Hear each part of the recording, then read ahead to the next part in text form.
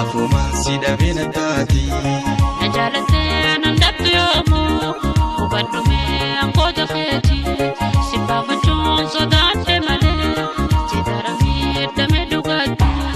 ya goita jalala umte jalalate nyamo besini wal bantanu na jalento wal jalani radumani naduraya tawinjalaqo nasi wali fumerbi lameni tan nikadabe bukisutan tahunani sadi jalalana marajidi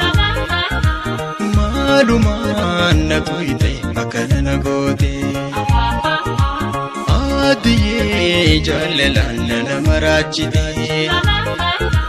maluman natuite makana gote